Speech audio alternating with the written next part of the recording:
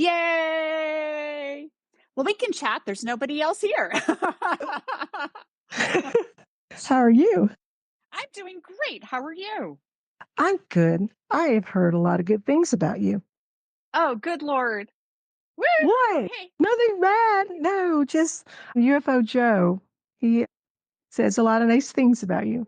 So he used to be a part of my group about 25 years ago. He was a good remote viewer and an interesting and kind person. I like him very much. I've been trying to nudge him to come back to remote viewing. He doesn't think he's good. Oh, he is good. He is good. I mean, everybody, see, this is my big thing. This is my big thing. And this is my truly my mission in remote viewing is to get everyone to understand that everyone is brilliant at it. And I think that the kind of the methods derived from the military have done a huge disservice because people think in terms of target, in terms of hit and miss, when in reality, I believe that all data is relevant. And it's a question of figuring out why you came up with what you came up with. I don't think we make anything up in this. I think it's all real. So Joe should come back. I agree. Yeah, I hear you what you were saying. I'm like, I was listening to it was a podcast I think you did with I forgot who was in there. It was a bunch of people. I think Dad Smith was in there and you were talking about like getting away from that militaristic language. And Exactly. yeah, I agree with that. Like I just started learning like CRV a couple months ago. And it's hard. Like when I'm seeing like all these other people and they're just amazing and it's like they're always hitting. And then when I'm missing stuff, like, sometimes I make contacts, sometimes I don't. And then I'm like really hard on myself. I'm like, what am I doing wrong? Like, You aren't doing anything wrong. In fact, I am willing to bet, I'd bet like everything I own that every single session you have ever done has been absolutely brilliant. It's just been misunderstood. I really this is what I do and this is how I'm training people is to understand that every piece of data is relevant. And so you might not be like when we look at sessions online and people say, wow, this is amazing. It's always a sketch of something, right? Sometimes there's some written stuff. Sometimes, people will talk about, more written things in a session, but usually we're looking at sketches that look exactly like the photograph or exactly what you'd expect to see. But the reality is you're there, you're having this experience, you're actually there wherever this is. Niagara Falls, battle in World War II, something, the building of the pyramids, whatever it is, you're literally there and you're experiencing everything around you. So it may not look like the picture because you might be focused in a different direction. You might be focused on, something that's out of sight in the photograph. You might be focused on what the meaning of what's happening is and not the visuals. And so there are so many different layers to what you could be producing. So I just makes me so sad when people say, well, I only got this, and this correct, and the rest of my work is wrong. And that's wrong. That's wrong. So I just taught this class a couple weeks ago, 5-day class. It was the first class I have taught in 22 years. And it was amazing. I had 10 students, and in 5 days, they literally are doing better in understanding their work better than viewers who have been at it for 5 years, seriously, because I'm making them deconstruct their sessions. They have to go through and evaluate every piece of data and justify it and come up with a reason why their mind decided to produce that. And the more that they do, the more they realize that that's real. What their mind is creating is real. It's just not necessarily looks like the picture, but it's actual, real, layered, intricate data. And usually, sometimes, you put one word on your page, and that word has multiple meanings, and our minds choose words often that have multiple meanings that relate to whatever you're looking at. Now, I hate the word target. I'll probably use it off and on tonight because everybody knows what that means. I call things expeditions or explorations. I call it having an experience instead of doing a session. I just really don't like the military language. And so I'm trying to make it accessible and understandable and actually more fun. I'm blabbing too much. Somebody ask me something or say something or Hello. hey Jamie, I'm so glad you're here. Me too. Woohoo! I'm gonna see you in less than 2 weeks. I know. So excited. 13 days. Jamie's coming to my September class, Margie. So, what would you like to know, Jamie, or do you have any deep thoughts for us tonight? I don't know. I don't even know what to ask. Yeah, I don't know what to say. This is the first space I'm doing, and I did manage to figure out how to allow people to speak and how to start the thing. So, doing pretty good for an old lady. Well, this is also my first Twitter space, so I'm right there with you. All right. Woo! This is kind of fun. We can just sit back and chat. We'll see whoever shows up. Hardly anyone noticed my post anywhere, and that's fine. So if it's just the three of us, we're going to have an amazing time. I'm down with that, but hopefully more people come in. Yeah, it's all good. So Jamie, tell us about your background. Now, Margie's been learning CRV and is fairly new to it. So what's your background? First of all, can you hear me okay? You sound great. Okay. I started with TransDimensional systems with John Woo! Vilanco. John, my friend John. And then let's see. I went through the advanced CRV with Pam Coronado. Okay. Read a lot of books, watched pretty much every video there was, and kind of melded the transdimensional systems with the CRV. Yeah. It was mostly the transdimensional stuff, but I didn't like how with CRV they tell you that, well, you're not supposed to close your eyes, and then some people are like, well, you can. Then others are like, well, if you're actually seeing things, then it's an AOL. And I'm like, well, that's not right at all. It's not right at all. Not even in the slightest. But so yeah, I did that. Been doing that since I think 2014, maybe 2016. I wrote the first Android target practice app ever.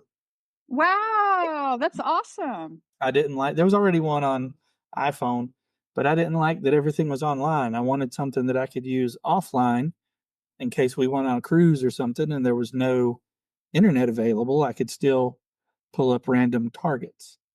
Right. But I don't actually know how to program that well. So it never got updated and I lost the API key. So when Google was telling me I had to update it, I couldn't. And so it's not available anymore. They removed it. Oh, I'm That's sorry okay. about that. It's all right. I still have the app, you know. Yeah. So I give it to people for free now. I mean, it was only 99 cents before, but so people ask me, Yeah. "Hey, do you still have that?" I'm like, "Yep, I'll send it to you."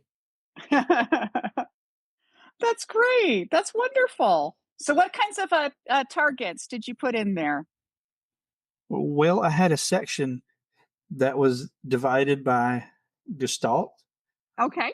So I had like high energy stuff and then, you know, things with lots of water, things with all of the different gestalts. And then I had to where if you didn't, I'm trying to remember how it was laid out. If you just hit quick target, it would just pull randomly from one of the 150 images that I had on there.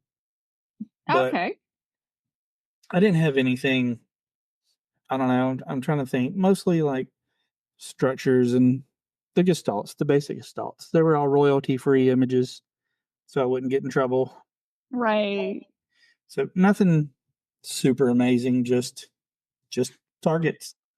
Okay, well that's pretty cool. I So there's like a new site out there that I saw people talking about and it's kind of an AI.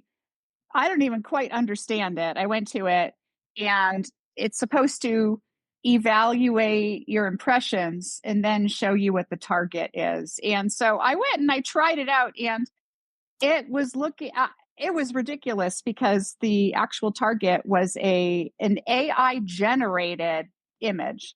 So it wasn't even something real that you could grasp onto. It was it was completely fake. And Which site? you know what? Let me see if I can find it. I saw it on the remote viewing Discord. And let me scroll back here. Let me see if I can find it. While you're looking for that, I've always wondered what it would be like to do a mind map on an AI. Yeah, seriously, wouldn't that be interesting? Let's see. A Or mind would you, map on an AI would be interesting. I've actually kind of looked at different AIs that are in development and ones that are in kind of more secret development that aren't publicly available. And you do get a lot of interesting stuff. It's not like a human mind, but there are some parallels, and it does have that kind of mechanical flavor to it. So it's not as, I guess maybe it's not as interesting as I would hope. Oh, people talk a lot on this Discord. Good Lord, where is this thing? yeah, I was Oh, it's wondering if it would even work at all. Like if you even got anything relevant, or would it just be gibberish because it doesn't actually have a mind? it doesn't have a mind, not yet. Even the ones in kind of more secretive development, like things that Google or whatever companies are working on that they haven't released. It is still, it's just a computer. It's just a very complex algorithms, but it's still just a computer. But there might be something very secretive in Black Ops that is a little more interesting. Where is this thing? I thought it was in, maybe they put it in off topic. Yeah, I don't know. Have you guys been on the, oh, we've got somebody else. Welcome, welcome. Mike O'Neill, welcome to our exciting transdimensional mapping and remote viewing space, my first space ever. We've got 4 of us now, and happy that you're here. And what I'm doing right now is I'm looking for an AI site that I tried out the other day that was mentioned on the remote viewing Discord, and I cannot find it at the moment. It's somewhere. Well, I'll find it later, and I'll post a link to it on my Facebook and on Twitter and ask people for their opinions because it's ridiculous, but it could be interesting the way that it's set up. It perhaps has some potential to evaluate what you put in, but it's also expecting you to generate a result, through remote viewing that matches what they would expect you to generate. And what I'm doing, I'm inviting people to go deeper and to actually explore things through metaphor and comparison, analogy, all these kinds of things, because I think that you actually get more deeper experience of what you're looking at, the experience that you're having, the target. So anyway, I don't know where it is, but I will find it and I'll post it on Twitter and on Facebook and ask for thoughts. So, what would you guys like to talk about? I want to know your opinion about viewing static images versus viewing, like, I know we don't actually go to the site, but our perceptions go to the site. So, thoughts on that? Yeah, I think that we are actually at the site. That we really are. It's not just that we're thinking about it. I think that we're actually there. That a part of us exists in that space. And so that's why we're able to experience in such vivid, rich detail sights and smells, textures, sounds, temperatures, all of these things. To me, I feel like I have, well, I mean, I've been doing it for 30 years. And so I feel like I have a deep and real experience every time that I do something. And a static photo. So when you're remote viewing a static photo, you're I believe that you're not viewing the photo. You're there at that time that photo was taken. So if it were a photo, I had just posted this essay on my No Rivets site the other day about what I've been doing for the past 20 years, and it's just a lot of crazy stuff. But I do say in there, because it's also kind of a meditation on remote viewing and how everything's kind of connected, that if you were to remote view a photograph of me like 15 years ago at one of my kids' birthday parties, and you might pick up my African gray parrot, even though he's not in the photo, but he was there at the time in a corner, not taken by the photographer. And so, if you had drawn a parrot and talked about my love for the parrot and did a deep mind probe on me and discovered that I was thinking about my parrot at that moment, you'd look at your work and you'd say, wow, boy, did I blow this one. I missed this target. When in reality, you actually were there. And so I think that there is no difference between viewing a photograph and, say, a written prompt, describing that the viewer should remote view a particular event. I think it's exactly the same. Now an AI photograph, I think that's a whole nother can of worms. So I wouldn't I don't want to view artificial intelligence created photographs. I did the one, as I mentioned earlier, and it was a completely unsatisfactory experience because it didn't have that. It didn't feel real to me. It felt like a story. It felt fake. And that's like what I was relaying I just did like a 10-minute session on it because I was trying out that app. But I just knew it wasn't real. I knew off the top because it didn't have anything. I couldn't smell anything. I couldn't feel anything. And I am what I would call a conceptual viewer, not a visual viewer. I generally know, I mean, in 30 years, I've developed a lot of visual ability with remote viewing, but when I started, I would have labeled myself a conceptual viewer if I had thought of things in terms like that at that time. And so somebody who's a more conceptual viewer, you know what's happening, you know what's going on, you understand the event or the situation or the place, you understand its meaning, you understand everything about it. And I think that remote viewers can essentially be put into three different categories: visual, conceptual, and emotional. And we can get all kinds of data. Everybody can. But I think that every one of us has a strength in one of those three areas. And so when you're looking online at the big names that are promoting their big hits in remote viewing, most of the time those are very visual remote viewers, not necessarily conceptual or emotional. Emotional viewers are the people that really connect to the emotions of a place or of whatever beings are there, people, animals, aliens if they're doing esoteric stuff.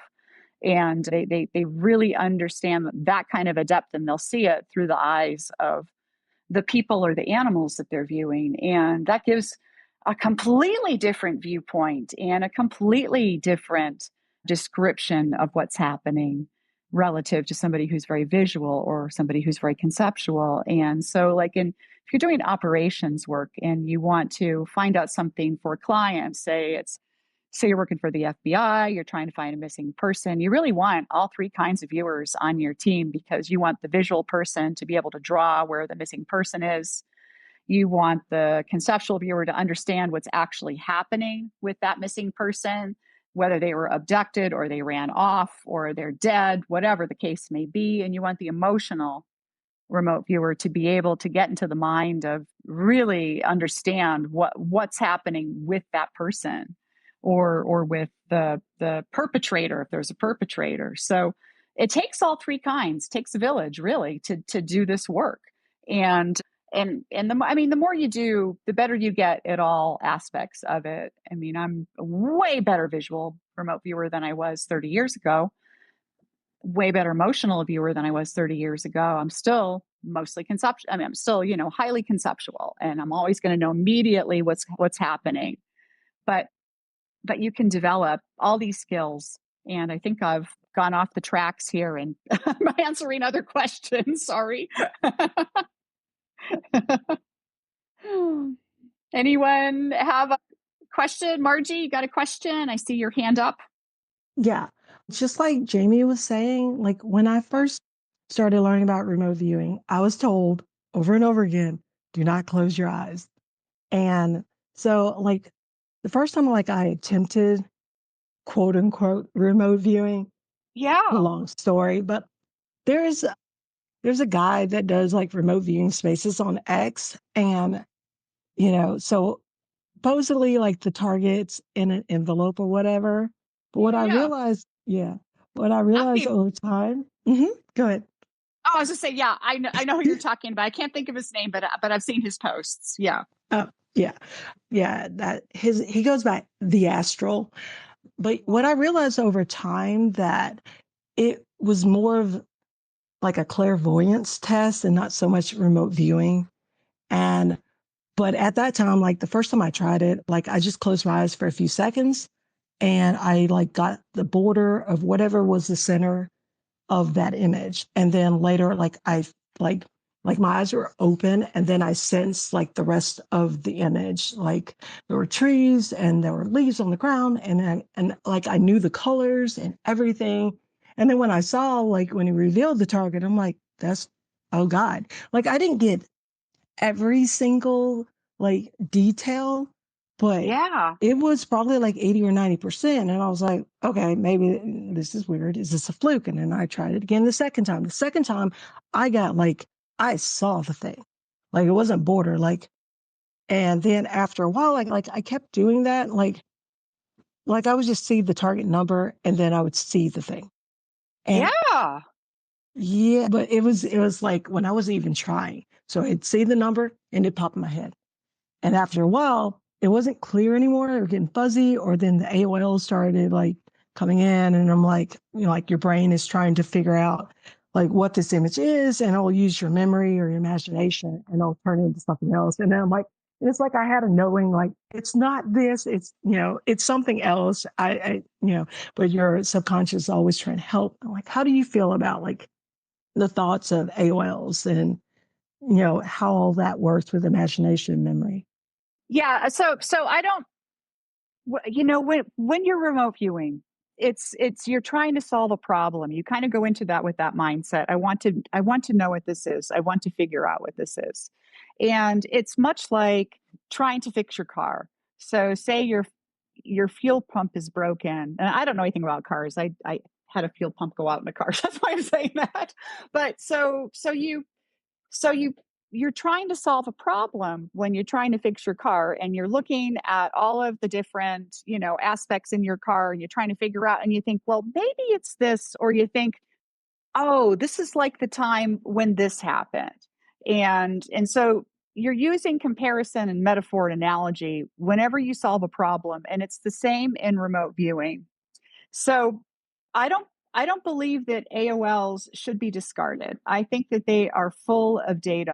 And what I've kind of developed over the past 20 some odd years are these mapping techniques where you deconstruct your AOLs, whatever conclusions that you come to in the course of a session. I mean, sometimes the conclusion is what the thing is, but sometimes there's a lot of hidden meaning in it, and your mind is trying to scream at you, it's like this, it's like when mom did this, or it's like that trip to Disneyland, or it's like this. And so that's why you get an AOL. It's because your mind is trying to compare what's happening there at the target, in the midst of your experience, and it's yelling at you. And I think that the more that you work on deconstructing these in the middle of a session, not necessarily at the end, that the better you get, and the more you're training your mind to give you more data that anyone could understand, data that's more direct, data that anyone that you would give your results to could understand. At the beginning, new viewers, they do a lot of metaphor, they do a lot of comparison. A lot of the data is riddled with things from their past, from their culture, from their religious or spiritual upbringing, from their ideas about the world, from their personal philosophy. And so all of these things come out in the middle of a session, but they are completely relevant, completely. And so you start breaking it down. Now on the 19th, I'm doing a lecture on my mapping techniques. It's going to be a deep dive into it. And I'm going to show tons and tons of examples from my students in my own work, and show how you deconstruct that data. Like I gave because my students from August, from a couple weeks ago, they are now, they have their own private Facebook group, and I'm giving them homework every day. and they're posting their sessions there and they're talking about them. And it's so wonderful to see what they're doing. Like one of the things that I gave them was the winner of the upcoming presidential election. And so one viewer, she started her session and she's drawing, and she's a very visual viewer, but she also, I say she's half visual, half kind of conceptual. And so she starts drawing pyramids. And so the first couple of pages, she's drawing pyramids, and she has, I mean, you'd call what she was writing, all the stuff she was writing, AOL. But then she gets to the mapping section, she starts deconstructing, and she realizes that it's not a pyramid. The reason her mind was producing a pyramid was because it was a foundation. She writes, it's a foundation. This is the government. This is the seat of government we're talking about. That's literally what she writes. And she writes it, under her pyramids, and she's connecting the pyramids to the other data in the session. So what the mapping does is it allows you to start making connections. And when you start making these connections and you realize what something actually is, what it stands for. So she had pyramid and she realized that's the government. And by the end of it, she knew that we were talking about the winner of the election. She absolutely knew. And she's writing all this down that we're talking about the winner of presidential election. And so it was just really interesting to see how the students picked it up and how they're deconstructing these, analytic overlays or deductions, as they call it in Farsight or whatever. But it's real data. And if you start working with it, you can pull it apart and realize what it stands for, what the symbology is behind it. So I don't know if that answers your question, but that's how I look at it. I believe every single piece of data is relevant, 100% accurate and real. That's my mantra, is you get what you get. My students get so sick of me saying that I have to kind of beat it into their heads, because at the beginning they're like, I was wrong, I didn't get it. This is completely off. And I have to show them, no. Look at this. Why did you put this?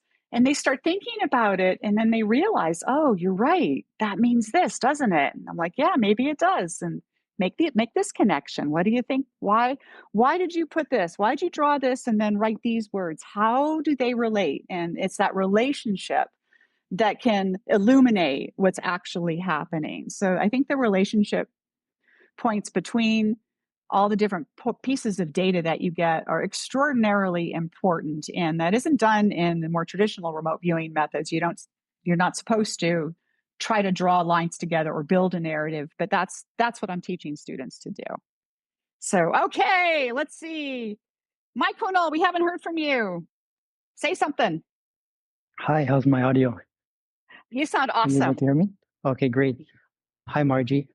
My name is Michael Malivos. Happy to thank you for inviting me. I find what you're talking about really interesting. I had actually never heard of like the conceptual remote viewer. Yeah. Separate from an emotional and a visual. And I think about it like I'm in computer science, and I think about like a curve half of nodes and their edges. Yeah. Sorry, I have a stutter. I'm going to ruin your recording. You are absolutely not going to ruin my recording. There's absolutely no way. Okay. You are beautiful. Thank you for making me feel comfortable. And I've always thought about it in that way, because ever since I learned about how the subconscious like speaks to you in metaphor, like not exactly the thing it tries to associate, like your experiences, how you mentioned Yes. past history. And so I would suggest you, if you have a link to your talk on the 19th, to post it up. I'd be really interested in learning more. And if you can speak on like how do you think of like the algorithm of like nodes and edges and to try to extract the meaning, I guess. Yeah, I'll definitely post the link up on Twitter and everywhere else, and you can find it on my website norivets.com, and it's a Zoom, and everyone's welcome. Come on in on Zoom. I can host up to like 1,000 people. I mean, we're not going to get 1,000 people, but over 100 have signed up so far, and I'm doing an hour of lecture and then an hour of Q&A, and so you can throw all your questions at me after I give the big old lecture. But yeah, I'm going to show exactly what I do and how you can deconstruct it, how you can go from some kind of conclusion that you've come to in the middle of a session, right there in the middle of the session. That's the best place to do it, not later on. And how you can deconstruct it. And the way you do it is by relating it to the other data that comes out. Because if you have a pyramid and then you're getting something about a city, city streets, well, there's a relationship there. And so there's a way, I have these little techniques and it's really fun. And we use big, huge pieces of paper, like really big. Like you can get a huge roll of paper and cut pieces, or you can get a big, huge art pad and tear a piece out of that. Big, huge pieces of paper. I think that that's really important for this so that you have a lot of space to explore all these relationships. And we use colors too, markers and crayons and pens, all kinds of colors, because the color that you choose and the texture that you choose tells you something about it. So like the class that I recently taught, one of the things that I gave them to view was the filming of the movie The Wizard of Oz. And so this one woman in the class, she takes a yellow crayon out and she draws a road with the yellow crayon, and she wasn't thinking about it. She just knew she should use yellow. And of course, it's follow the yellow brick road, right? So it was amazing to see all of this data come to such vibrant life using color. She drew Dorothy, drew her with the blonde hair, drew her with a dress on and a blue sash.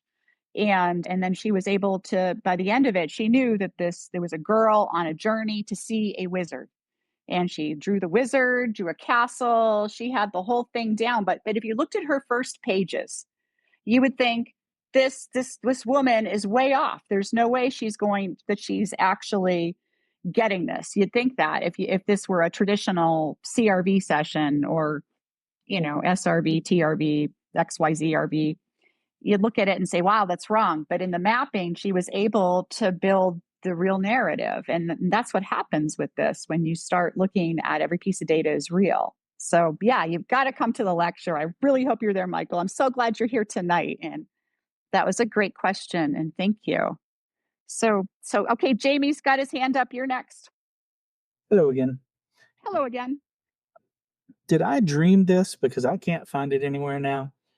But did you at one point mention that your new system has a better way to induce like bilocation or makes it easier or something? Or did I imagine that? You did not imagine that. You did not imagine that. All of my students experienced that just in 5 days. They all had just really deep bilocation experiences. It really freaked one woman out in the class, not the Wizard of Oz lady, a different one. And she, a couple of times, had massive bilocation experiences. One, she was remote viewing a deep sea diver underwater, and I was looking at her and she's swaying back and forth. And I walked over and I said, "Are you okay?" And she's like, "I feel like I'm underwater. I can't breathe. I'm underwater." So, she was really deep into it and she could see everything around her. So, yeah, I think that the mapping does that because you're starting to pick apart the surface level, the surface conscious waking level, where where your left brain is trying to organize and construct a story. And it allows you to get way deeper in the experience. So you will definitely be experiencing that in 2 weeks. Awesome. I'm excited for that because I'm a very visual viewer and I've never had a bilocation experience. I've come really close, but not quite there. Oh, well, I'm glad you're coming to the class. You're going to have an amazing time, especially if you're a visual viewer. You're going to love the mapping because that's right. Will be right up your alley. You'll have a lot of fun with that. Visual viewers are really, everyone loves it. Everyone loves it. And it'll be super fun. Yeah. Woohoo. Awesome. Yeah. We lost a couple people. I guess I'm pretty boring. technical remote viewing talk. Well, there were a few people that told me that they were going to drop in for a minute, but Astral's having his space tonight. Oh, yeah. It's not really about remote. I mean, he says it's about remote viewing, but he just reveals the target like at the last like 5 or 10 minutes. But most of the space is just about UFOs and NHIs and stuff like that. And so that's his thing. So yeah, Thursday nights. Yeah. Yeah. No worries. Oh, You're doing good. Trust me. My first space, I had no one come in for hours. So you are doing good. It took me a while. Every now and then, I'll have a space and I'll have a few people come in. One night I stayed in a space and it was the night of, well, it was the day of like when Trump got shot.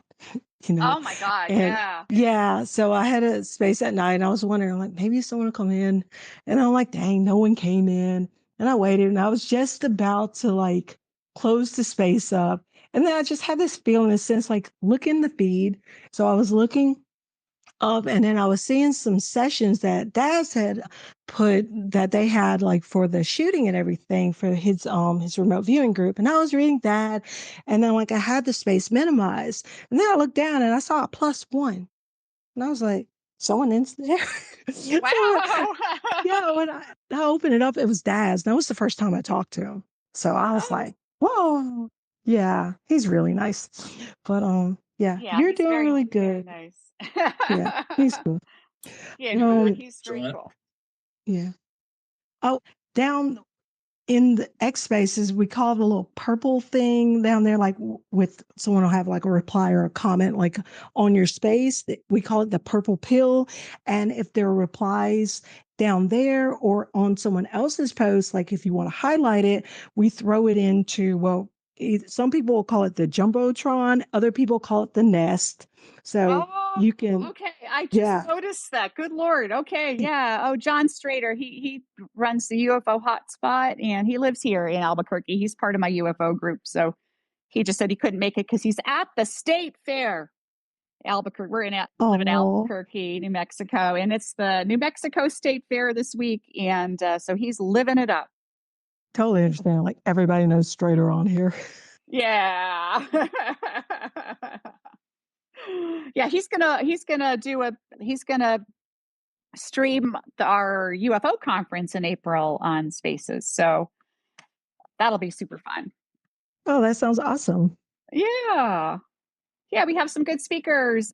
Danny Sheehan, Stephen Bassett, Linda Moulton Howe is going to be our keynote speaker, and I don't have her up on the website yet because I'm still waiting for her bio and photograph. She's taking her time. But we have a lot of cool speakers. Greg Bishop, who I really love. I'm excited about it. And I'm going to be talking about remote viewing and UFOs. So it should be a good time. If anyone wants to come to Albuquerque for that, the Monday after the conference, I'm going to do a whole day long, absolutely free remote viewing extravaganza for any remote viewers who come to the conference. So it'll be really fun. I don't know if Mike had told you, but he does have a website that it's in beta mode and is for remote viewing. And so I think it's really cool that he is in the process of building that, because I think it's when you're sometimes, if you don't have a remote viewing partner to work with, it is kind of nice to have something you can go to and, get a target and stuff. It does. I did get on him a little bit. Hopefully it came across gentle, but there are a few like pictures that are AI, but that's understandable. Sometimes like if you're pulling from like stock images and stuff, but I think that's really cool. So I just wanted to highlight that he had that because I thought it was awesome. Oh, that sounds great. Yeah, I'll have to check that out. Where can I find it? It's at intuizen.com. Okay. And I can message you afterwards and we can have yeah, I would love to check that out. Do you afterwards about it? Very cool. Awesome. I know that you had mentioned another AI website earlier. and I joined in. I have it in my notes, I think. Another one. I'll see if I can dig it up. Yeah. It's not the one, it's not yours. It's a different one. And it was kind of weird. And it was like all AI images because I kind of clicked through and it was literally all AI. And some of them were like people with 6 fingers. It was just a little weird, some of the not so great AI images. But, I guess a good job for trying there. So a little weird. But yeah, so I'm really excited to check out yours. Yeah, I have a tweet on my profile showing how I use the AI to actually deconstruct, which is what you were saying, the photo into like a scene graph, like having the Yeah. mountain and then the river, and then the relationship between them, because I think that it's possible to do, and I thought it was an interesting way to analyze, I guess, like the performance of an RV, and so yeah, Oh, very really cool. interesting to hear about your work as well. Okay. Yeah. Well, I definitely want to check this out. That sounds very interesting to me. Yeah. Good job. I like it when people think about, how to analyze something because it makes you look at remote viewing a little differently. You can start thinking about how pieces come together. What are the important aspects? What are the aspects under the surface? What draws everything together? And there's so much in anything, even if you're looking at just something simple like a rock. There's so much there. It's the history of that rock, how it was formed, where it is, and its place in time, how the world has changed around it over millennia. A rock can be a fascinating thing to remote view and have many layers of data. So, sometimes we get stuck up on just drawing the rock when you might be describing everything about that rock's world. And that's just as valid. So what are some really cool things you guys are all remote viewers. So what are some cool things you guys have remote viewed? I would like to know. Um, I was in a trial for like remote viewing. They were doing like ARV, so it was precognitive ARV.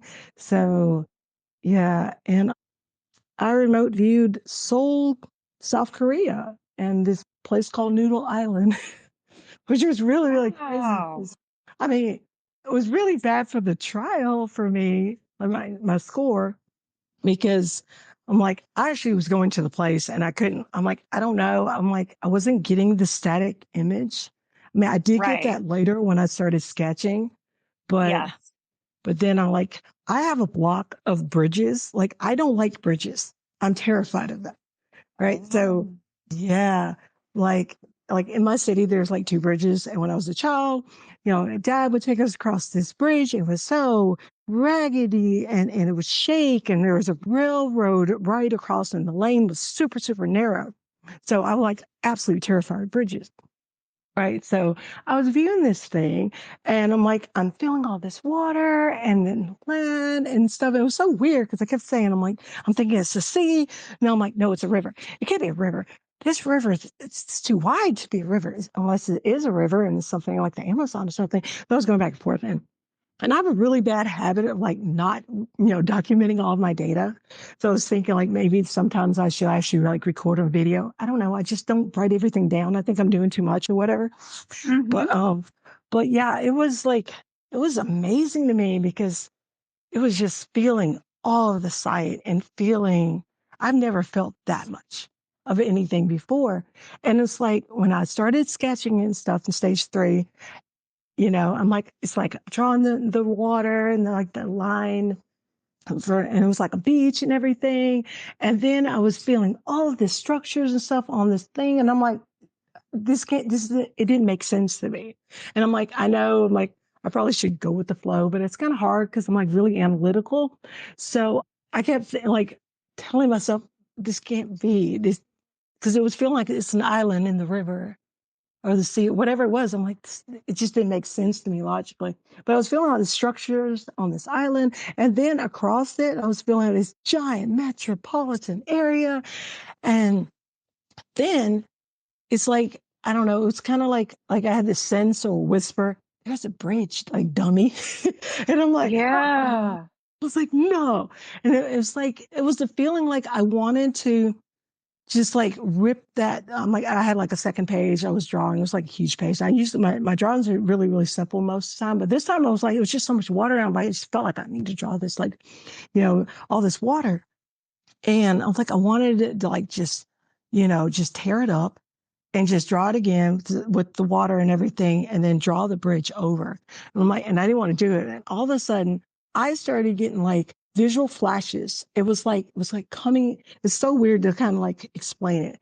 Like, imagine if there was like, if you had like a photo in a frame or like a holographic image, like on a, like, imagine like a widescreen TV, right? But it's Yeah. no frame or anything. It's just the image, and it's like slamming into the back of my head. And there was this black fuzzy thing over the water. And I'm like, it kept hitting so hard and was giving me headaches. I'm like, I'm done. So I was like, get it. I'm just gonna turn it to sand. Yeah. But I did really, really bad, like with the scoring of that one. But later on, and there was even more to it too. I had this really weird, like, advanced visual before I even did the session the next day. And the advanced visual didn't make sense to me either. And it was, I kept seeing it was like a cave, but it wasn't a cave. It was like this enclosed place. And I kept thinking, I'm like, it's either a cave or a tunnel or a bridge. And then it was like, I think there's a road. I'm like, no, it's not a road. And then it came to me, I'm like, no, it's a railroad track. I'm like, going through this thing, well, it can't be a cave. It has to be a tunnel or a bridge. And then I felt a train. And then I'm like, the cue was there's no transportation devices. So it can't be a train. Oh, Yeah, right, right. so I'm deleting it and thinking there's no train. But anyway, so when I did the session, I did declare that, the AV. And then, but it's just weird. So like when like I got back and everything, and you don't know like where the place is. So I'm kind of good at finding things like online and stuff. So I found a picture that matched the picture like almost exact. And I figured out it was in Korea and everything. But get this, it's so funny to me. I was talking to a friend of mine, which is like my RV mentor. And I was feeling really bad about it because I didn't really want to show him my session data, and I'm like my transcript, because I was like feeling defeated, like a failure. And so I waited like 2 or 3 days or something before I showed him. And I asked him if he mind, and he's like, no, it's fine. So I showed it to him and everything. And then he was like, Margie, look at the AV. I'm like, okay. So I went back and looked, and he sent me this picture of a bridge, of a side, view of a bridge with railroad tracks. And I was like, oh my God, I never even thought about that. And then I went back to the picture, the feedback photo, right? And I zoomed in this feedback photo. And guess what? What? This feedback photo like had multiple bridges. So I think 1, 2, 3, 4, like 4 or 5 something bridges there. But the second bridge in the photo, I zoomed in, there was actually a train. Wow. I was Wow, that's blown away. awesome. That's awesome. See, you were there. You were there. Actually Yeah. there. I know. I was like, it's amazing. But, like I said, I was still disappointed because, I'm not good at static images, but I'm good at going to the site apparently. Yeah, well, static images, you are going to the site. You're not looking at an image. This is what people don't get sometimes. You're actually there at the time that photo was taken. You know, maybe a little before, maybe a little after. In the middle of a session, you can even say, take me forward in time, take me backward in time. I want to look above. I want to look, below. I want to go inside. I want to go outside. I want to circle 360 degrees around. You can give yourself these kinds of directions in the middle of a session and explore it even further, which is super cool to do. But you Can mentioned you? earlier that. Uh-huh. Oh, Go go ahead. ahead. Go ahead. No, I was just going to ask, can you ask yourself questions? I Like always when do. Every you single do? session I do. Yeah, I'll say, Oh, okay, yeah, I'll be like, okay, I want to look at it because if I'm not really sure where I am, and I want to get a better view, I'll say, I want to look above. So take me above. And my mind will take me above, and I can look at it from above, perceive it from above. Or I'll say, go inside. Let's go inside. Or I'll say, what is the most important thing I need to know here? Or I'll say, who is this person? Or I'll say, why is this important? Or I'll say, take me 10 years forward in time. Or if it's a really big event, like there's lots of people, there's clearly something really important happening here, then I'll say, I'll even ask a question like, what will people say about this in the future? Because then that often gives you really cool data, because it kind of encapsulates the event for you instead of being in the middle of the chaos. You get kind of like the too long didn't read notes. You can ask yourself anything in the middle of a session, absolutely anything. And and the one thing I was going to say is, you mentioned that sometimes you don't write everything down.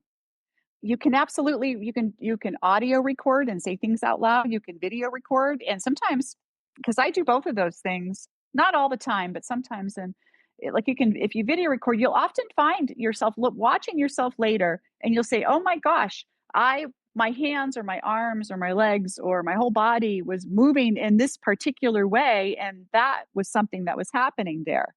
And I didn't write it down because I didn't even realize I was doing it. Our body holds so much data. It doesn't come from just our heads. We always think, it's coming out of our heads, but it's our whole bodies. I mean, scientists have even shown that we've got neurons in our gut, right? That's the whole seat of that. Your gut is the seat of your intuition, right? You get a gut feeling. That people have said that for eons, but it's actually true. We've got neurons there. It's like almost like a second brain. Research has shown this. And so I think our whole bodies can give us information about what's there, and it's important to pay attention to all those different cues. So yeah, I've done so much and thought about this for so long, and it was so good taking all that time off, 20 plus years off from the public field, because it's so easy to get caught up into what other people say about it and other people's ideas and just the tradition. This is because there's been kind of a tradition established with CRV protocols and the related protocols that this is the way to do it, the right way to do it, that a lot of people can't get outside of that, and just being able to throw it all away and kind of start from the ground up. That's what I decided to do, and figure out what's the best way. I know that this data is real.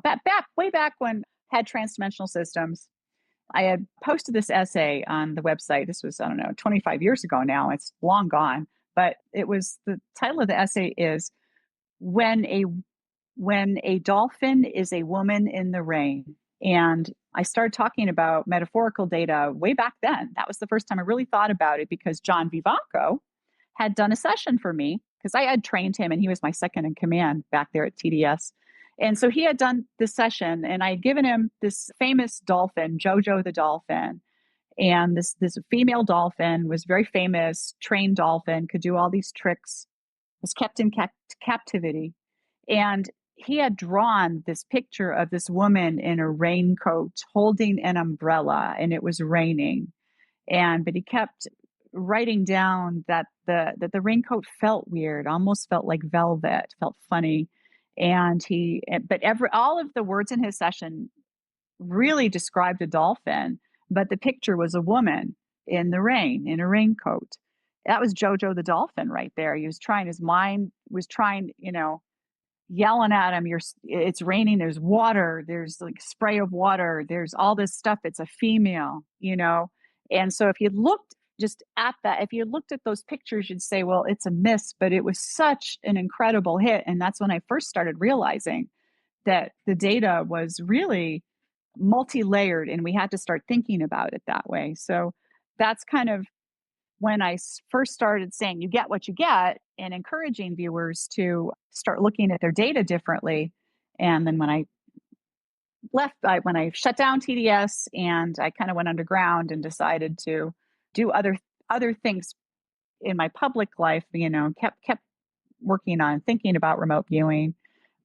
That's where I started from. I started from that metaphorical data because I wanted to figure it out. figure out. At first, I was trying to figure out how not to get metaphorical data, like how to get very direct data that you would consider a hit. That's where I first started thinking about it. I thought, well, it's real and all this is real, but I would like to just draw the dolphin, not a woman in a raincoat like John did. And so, but after a while, I realized, no, wait a minute, maybe I lean into the woman in a raincoat. Maybe I really start thinking about that is the real data and take it from there. And that's when everything kind of exploded for me. And I realized that that's where that's how we process data. That's how we tell stories. Remote viewing is storytelling. You're telling a story, you are relaying your story of having this amazing experience at whatever you're viewing at the target. You're having an amazing experience and you tell a story on paper and you give that story to someone else to look at. And you know, it's beautiful, really, if you think about it that way. And so in storytelling and how we talk to other people, we never say directly what something is. When we have an experience and we want to tell our sister, we don't simply say, I walked to the store and I bought this and then I saw a yellow mailbox and I turned around and I walked home. No, we say, oh my gosh, when I was at the store, it was just like the time when mom took us to the store and this happened. You know, this is how we relate our experiences in our regular waking life. And it's the same way in remote viewing, we relay our experiences in that same way through metaphor, through comparison, through analogy, through word painting. And so I leaned into it like 20 years ago. And since then, it's just become just so beautiful and real to me to understand this. And so that's when I started thinking about mapping and thinking about how we can accept that we're going to be telling a story and using all of these storytelling tools and how we can deconstruct them so that somebody on the other end of the session can look at the narrative you end up producing and understand what's actually there, what the experience actually was in a more objective way. So that's kind of the process that I went through over 2 decades, was to really start thinking about embracing that kind of data and working with it. And it's been just marvelous. And it's really opened up the experience to a much deeper level. Now every time it's a intensive, deep experience. And I'm happy when I get a metaphor. I'm happy when I get a so-called storyline going, because then I know, oh my God, my brain is really latched onto something and it's yelling at me. It's really yelling at me. It's trying to compare this to something in my own experience. Because usually when you're remote viewing something, it's something you've never experienced before, right? You've never been to World War II. Maybe you've never been to Mount Rushmore or the Taj Mahal or whatever. So you can only tell the story in the language that you already have. And so the question is, how can you then break that language down, break those stories down to tell something that anyone can see and understand? So that's what I've been doing. Yeah. I'm blabbing a lot. So anyone else want to say something? Yeah. Okay. Michael? Yeah. I had a quick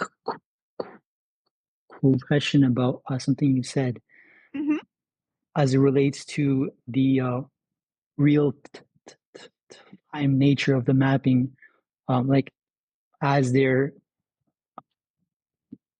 viewer is in session, you mentioned like it's important to like at that moment. And are you able to elaborate what is it about that real time interaction that is important? Yeah, I think that it's important to do it in real time and not to try to deconstruct it after the session. I mean, when you're for very, very beginner remote viewers, a lot of times it's really hard for them to deconstruct in the middle of a session. So the first few sessions and in training, what I do is I just let people get what they get and then I have them deconstruct afterward. But in order to actually progress, I think that it's important to start deconstructing in the middle of the session. And the reason that you want to do this is because it breaks apart the metaphor that you've come up with, or the so-called storyline you've come up with, and allows you to see something from a different perspective and to understand why like in the example I gave before, why did I draw a pyramid? Why do I think there's a pyramid here? And if you can deconstruct that and realize that that really stands for some kind of foundation or seat of government, or as this particular viewer did in that case, then you're off and running in a different direction, and you can start getting, you can start seeing other things around you, because you're not stuck on that one metaphor trying to, going with that and trying and not allowing yourself to see other things that are there. Sometimes these things can kind of, it's not that they trip you up, it's that if you focus on it, and you might not have the ability then to see everything else around you. So that's why I have everyone deconstruct things in the middle of a session. So if you're getting something, I want you to tell me why. I want you to say, what does this mean? Why did my mind produce this piece of data in the middle of a session? And that's what the mapping does, because the way you do it is you're not like stopping the session and doing some kind of analysis. That's not how it works. On your big, huge mapping page, you start putting all the pieces of your session together and you start drawing relationships. So you have your pyramid, say, but you also got different other pieces of data, maybe that aren't pyramid-like, or maybe they are, because maybe it is a pyramid you're looking at. So you start connecting those pieces of data and you realize, what's the connection between this and this? And then you realize, oh, the connection is that this stands for something else. And then it allows you to go deeper into the experience. And then you start feeling and tasting and smelling and touching more stuff that's there, if that makes sense. So it's a really interesting experience. When it's hard at first to do, to be honest, it's really hard for new viewers to do. And for trained viewers, like the class I just taught, was 10 students, 9 had never done anything in remote viewing. Really, and most of them came from my UFO group in my first class, and really didn't know much about remote viewing at all. They really, they couldn't tell you anything about CRV or TRV or anything like that. They just really had no clue. So they were starting from scratch. And then I had one person in class, came from California, and he had been a student studying CRV, and one of those people that's like obsessive about remote viewing, been doing it for a few years, and had read everything, watched everything, knows knows who all the players are, everything, everybody. And he had the hardest time at the beginning, because he had a hard time letting go. And he kept saying, you can't do this, you can't do that, you can't write down nouns, you can't do this. And I'm like, no, you've got to, in this method, you've got to do these things. But he like on the second half of day 2, he broke through and he realized, oh my God, this actually works. The mapping works. And then he was off and running and had an amazing, amazing experience, and was getting just much deeper data. And he said he's never had sessions like this before, where he actually knew he was there. He knew it because he wasn't getting hung up on just keeping everything strictly low level, just writing sensory impressions, or, trying to go through a matrix and try to keep everything really on the low level, discarding any kind of conclusions. When he realized he could embrace those conclusions and then break them down and have like much richer data overall, he was thrilled. So he said he'd never go back to the traditional method, and he's having a blast now doing his homework and stuff. But so that's why you do it in the middle of a session, because you want to go deeper into the experience, and you want to actually understand more of what's happening there. And it really works. It really does. So yeah, in the lecture coming up on the 19th, I'm going to show tons and tons of examples of all different kinds of viewers, and different, emotional viewers, conceptual viewers, visual viewers, and how they approach the mapping process. And these are all new viewers too. So this isn't even, because I've been a N=1 kind of person for 20 years working on this mapping techniques. I haven't worked with very many people on this.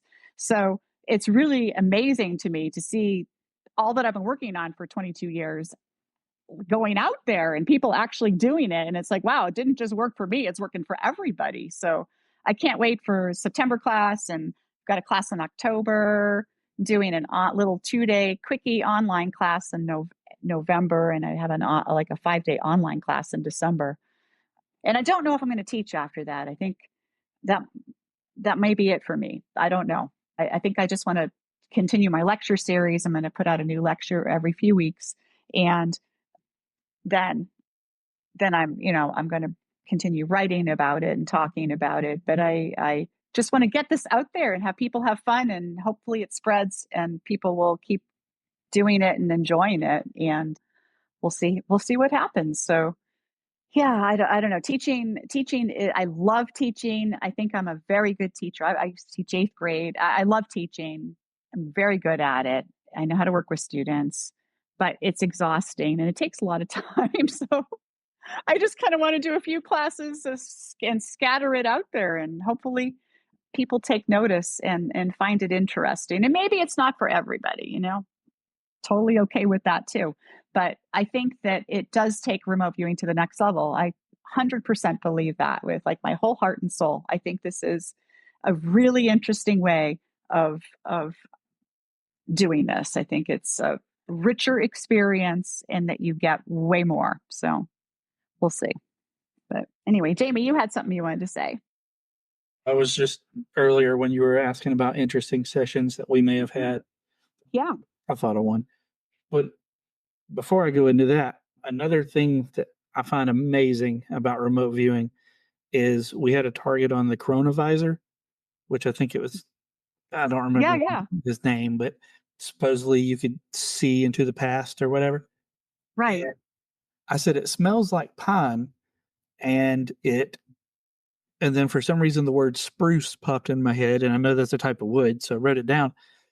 But I had no idea at that time that spruce is a breed of pine. I had no idea. Right. So I love how RV, I mean, one of the early ways I knew it was real is I was getting information that I did not know. Like, I did not know spruce was a pine. Right. Maybe Exactly. maybe I should, since I'm an Eagle Scout, but I had no idea. But anyway, one of the more interesting targets we ever did in a group I was in was Andrew Basiago. I don't know if you ever heard of him. He ran for president and he was a lawyer, or still is a lawyer in Washington, I think. But he said in the 70s as a child, he was part of a government time travel thing. And he's in a picture with Abraham Lincoln and all kinds of bizarre stuff.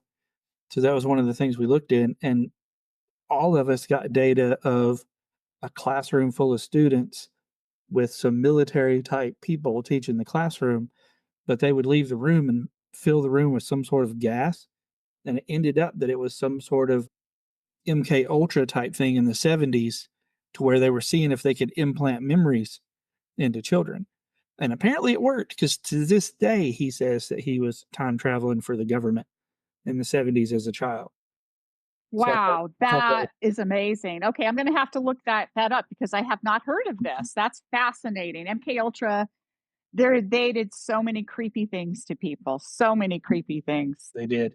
But he still believes to this day that he was time traveling for the government. But that's what we got. Also, I'm now reading over the JoJo the Dolphin session. And John's sketch kind of looks like one of the ghosts from Pac-Man to me. Yeah, a little bit. Okay, anyone else have a question or comment or thoughts on remote viewing? See, we have some new people hanging in here. I'm glad you're here. This is my first space ever, so it's exciting to have somebody show up. I'm really happy to have all you guys here. I have a question. You were saying that there were different types of remote viewers. There are conceptual, visuals, and emotional. Can you explain emotional viewer? I've never heard that before. Yeah. So somebody who I would consider an emotional viewer, and I came up with these categories years and years ago back at TDS, but somebody who's an emotional viewer, they understand and feel deeply the emotions of a place, the emotions of the whatever beings might be there, dogs, cats, snakes, people, aliens, whatever they're looking at. And so they almost see things through the eyes of whatever is there that has that kind of sentience and is alive, or if a place has a deep emotional component, like a concentration camp. Even if you were to visit one today, you can kind of feel that heaviness and the sadness, and the awfulness of things that happen there, that kind of emotional content. And those people may not, if they're newer viewers and not very experienced, they may not get a lot of visual content that necessarily, they may not draw a sketch that looks like the picture, right? Or even looks like what's there. But they will describe kind of that emotional richness of things, and they'll see it through the eyes, they'll feel it really through the emotions of what's there. And I think that there are less emotional viewers overall than conceptual or visual.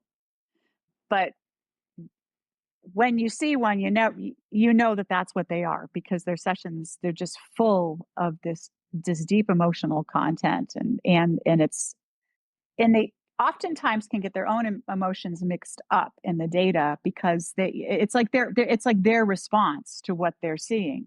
And that's another thing that the mapping techniques take care of too, if you're having a deep emotional response to something.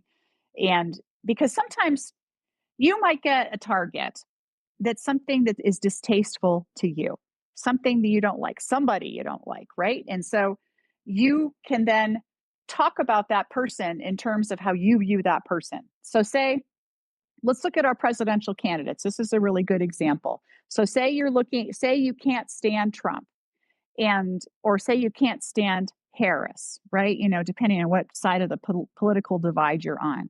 And if you were to get one of those candidates as a target, and you can't stand them in real life, then and you're emotional viewer, and even if you're not, this happens with all viewers, I think, you might say, you might describe them in language that's based on your own experience.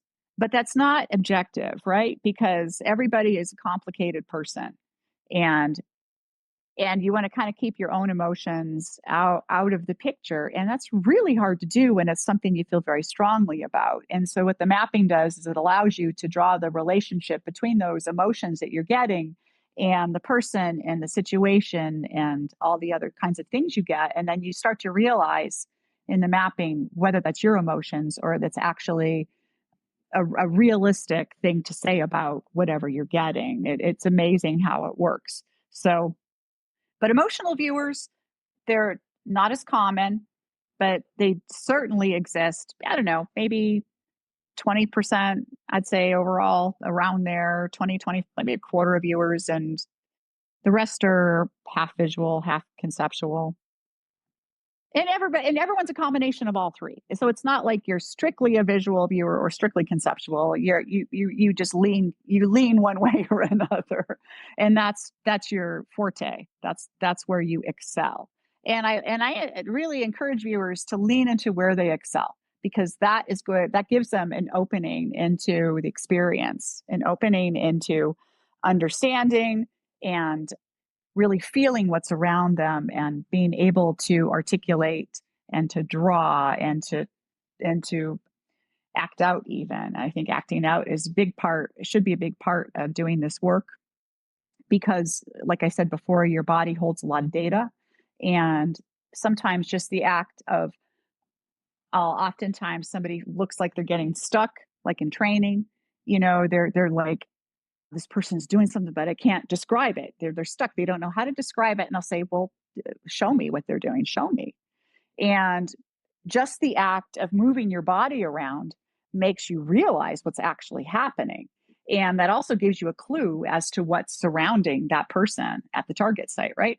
So I encourage people when we're doing the mapping, I encourage people, if they can. Now, people have different, physical abilities, so this isn't a deal breaker at all. But if you can stand while you're doing the mapping, I like to see everybody standing while they're doing this, because it opens up more of an aperture, and you get better data and you get more data, and you're able to feel things better throughout your whole body instead of just sitting down and drawing. And then another thing that Margie, you brought up earlier, that you were told not to close your eyes during a session. I think closing your eyes is an incredible tool to use when you're when you're remote viewing. I think that for some people, that's the only time they're going to get their visuals. Absolutely. And that's true for me. I don't get visuals with open eyes, but I do with my eyes closed. I get tons of visuals with my eyes closed. Open eyes? Nah, never, never. But so I do encourage people to close their eyes if that works for them. Everyone's different in how they process the data. And it's really, probably genetic, probably cultural, probably just based on experience and based on who we are, just education. There's so many things that go into, we're very complex beings, very complex. And that whole body of experience that we have, everything about us, from our parents to our siblings to our friends to our education to whatever teachers formed us, to accidents, car accidents and injuries, everything that forms who we are to this day is a part of how you're going to perceive the world around you, in real life and in remote viewing. So you have to kind of embrace all of that. Anyway, anyone else have a question or comment or something interesting they would like to add? If somebody else wants to be, speak on here, just let me know. This is my first space, so I'm not really sure what I'm doing. So I'm trying to figure it out. I don't think anyone else is wanting to, but if I'm mistaken, if somebody could let me know somehow. Okay, Jamie, you're up. I was just going to say, while we're waiting for someone to ask another question, we could hear some old stories. Oh, what do you want to hear a story about? I've got a million of them. I don't know. I know I've heard John talking about the time that somebody tried to set you guys up to dig on some government land for a treasure or whatever. Oh God, yeah, we were. Oh, And I've heard his half. His half is he got back to the hotel or something, and you were calling him frantically, or he called you. I don't remember now, but I'm sure you've got some interesting stories to share. Yeah. John and I, we were big into treasure hunting way back then, and we would go out into the Anza Borrego Desert. We were looking for a couple of different treasures, and we knew where things were. But that's this big desert, hard to get through. Hard to navigate, and hard to get from one place.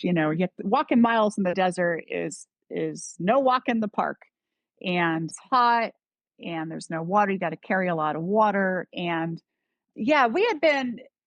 Oh God, there was so much government shenanigans back then. It was insane. I can't even tell you how crazy it was. But hey, I have a really good story I'll tell you about the CIA guy who came to visit. So this was back when I was at Farsight. This is such a good story. This guy, when I was at Farsight, I was vice president, and Courtney Brown, of course, was president.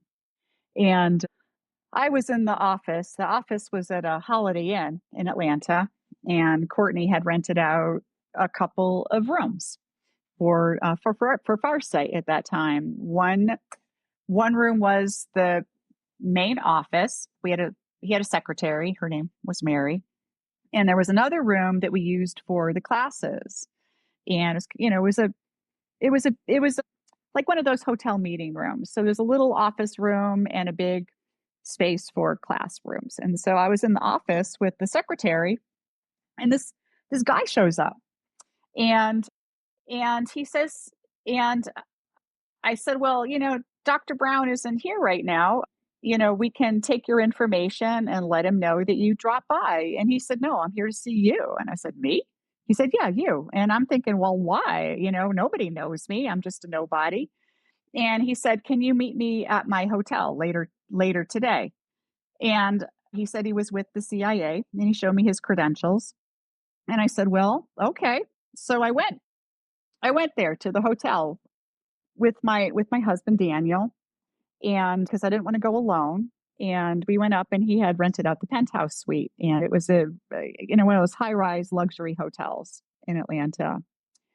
And he was not alone. He had 3 people with him, a woman and 2 men. A woman sat to his left, and next to the woman on her left was another man, and to the CIA guy's right was another man. And he said that the man to his right was his driver, the woman to his left was his secretary, and the man to her left was his assistant. Now the man spoke the whole time. The three never said a word. They literally just stared at me the whole time. They didn't look at Daniel, my husband. They just looked at me, like stared at me. The secretary never pulled out a pad of paper or a pen, didn't have a little tape recorder, nothing. They just stared, just stared. And the guy told me all these crazy things. He told me that the government had a quantum computer that could remote view. Now you have to realize this was back in like 1996, and there were, this was before quantum computers were said to be real. It was just theoretical at that point. And he said that the government had a computer that could remote view and that it could take, as he put it, snapshots. That's the word he used, of the future. And then he goes up and he gets this big, huge map, like a big, huge map of the world, and he unrolls it. But it's a map of the world, but it's a little off. Like the outlines of the countries were just slightly different. And I couldn't quite put my finger on it because it was just so slightly different that, I just knew from looking at it because, we've all seen maps of the world a million times, right? And so it was just a little different. And he starts pointing to these different places on the map.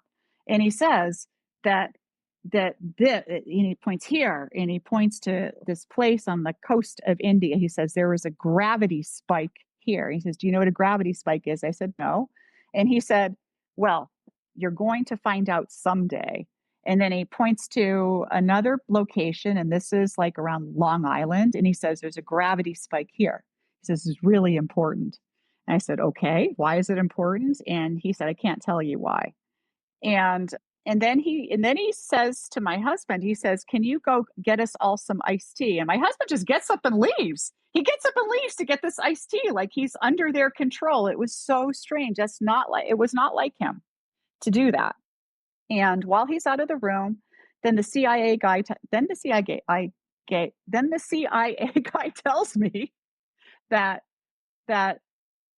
I am really smart, meaning me, that he tells me that I'm smart. And I'm like, well, everybody's smart. And he's like, no, you're really smart. He says, you're going to figure some things out. He says, you need to know that. And then my husband comes back with the iced tea. And then that was the end. That was the end. That was the end. We didn't even have the iced tea. He just said, okay, that's the end of the meeting. And I got up and we left. And it was just the most bizarre encounter. I think it was some kind of weird test, or I don't know, mind control or something really strange. But the quantum computer thing really kind of stuck with me. And I actually remote viewed it a bunch of times. And I think that there was some truth to that, to be quite honest. I think that there was something that I think he was trying to convey something. I don't really know what. I still haven't figured it out to this day. But I've told a lot of people this story over the years. And John Vivanco and I, we looked at that multiple times, trying to figure out what the hell was going on there. And I think that the three were probably remote viewers, maybe some kind of test, some kind of mind control thing. I don't know, but that was one of the crazy things. There were a lot of events like that back in those days. And coming back out of the remote viewing closet recently, I've been kind of concerned, about, am I going to be subject to the same kind of scrutiny, or the government vans following us like they would everywhere? Or, I lived on a cul-de-sac in Southern California, and literally there would be like 5 or 6 government vans just parked on the cul-de-sac right in front of my house, blacked out windows. You go up to them, they wouldn't answer. They just sit there for hours overnight, just always be there. And just stuff like that happened all the time back then. And I think that a lot of this has changed. I think so many people now have gotten into remote viewing. Maybe it isn't considered so dangerous a thing for civilians to be involved in. I don't know. I'm not really sure what all that was about, but it was strange stuff back then. And I'm hoping that I don't go through that again. Thank you for sharing. I think that back then, being that you were the first real private entity in remote viewing, they were threatened. They're like, oh crap, this is getting out to the public now. This is going to be an issue. Yeah, and I was doing, and I was saying stuff against the, I mean, I wasn't being, well, I was definitely a little more brash than I am today, but I was a lot younger. And I did talk a lot about how we have to get rid of all this militaristic patriarchal language. We have to change this, we have to change that. And I changed a lot of stuff back then. I mean, I've changed way more stuff in the past 20 years, but I think it's a more holistic method what I'm doing now. But back then I was changing things, and I know that there was a lot of pushback against it. The military, some of them, not all. I was friends with a couple of the military remote viewers. I was friends with Mel Riley, and but some of them just couldn't stand me. They couldn't stand me. One of them is responsible for that Prue Watch site that's out there. And I found that out through PJ, who, has now passed on, but she told me because she was privy to that information. And that was way back then. But, and that site's still up. All these, 25 years, that site's been up for 25 years, still up. Someone's still paying for it. So, it's amazing the pushback that happened back then. It was misogynistic. It was just simply wrong. It was simply wrong. But I don't care. I don't care about all that anymore. I'm older, I'm wiser. I feel really confident about what I'm doing, what I think about all of this. I have a whole different philosophical framework with regard to remote viewing. I think about it differently. I'm doing it differently. And I feel like what I'm doing today is super cool. So yeah, I'm just not worried about it. But I was worried for a long time, and I didn't want anyone to find me. Didn't want anyone to know where I was because of the harassment was so awful that I just really went into hiding. Moved out of state, changed my name, all of that. Just took all these random jobs. I wrote that essay just a couple days ago. It's on norivets.com. It's called 20 Years of Silence, Life is Transdimensional Mapping, if anyone's curious about what the hell I did over 20 years. And it's just been a really fascinating life. Glad to be back in it and glad to be teaching again for at least for a few months. But I'm mostly glad to be doing my lecture series, and I'm writing a book, a manual. It's going to be it's over 300 pages already, probably be about 400 or 500 pages when it's done, on all the different things you can do with it and my different approach. So I hope to come out with that by December. That's my goal. And I'm going to keep writing essays and posting them on the site and posting my little YouTubes. And of course, I run a big UFO group, biggest UFO group in the whole country. Started that a year ago. And I knew when I started that people would find me, and that's what happened. But I guess I was ready. I've been talking about it for a few years with family and friends, telling them, I'm probably going to get back into it at some point. So here I am. I'm glad to be here. I'm glad you guys are here on the space with me. So anyone have questions, thoughts, comments? Oh, someone's got a request. Angela. Okay.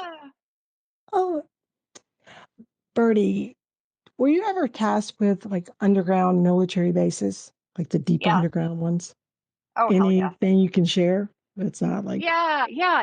Okay, so there's a several, at least several. Now I haven't looked at this in a few years, but at the time when I was looking at this, there were several underground bases that actually had remote viewing units. When the Stargate program was declassified, that wasn't the end of the government looking into this stuff. That's, Did you happen to know my grandma by chance? Who is your grandma? Ann Jutman. No. She was a part of Grill Flame. I posted her NDA in the bottom. There's more that are declassified, but she's still alive. Oh, awesome. I would love to talk with her.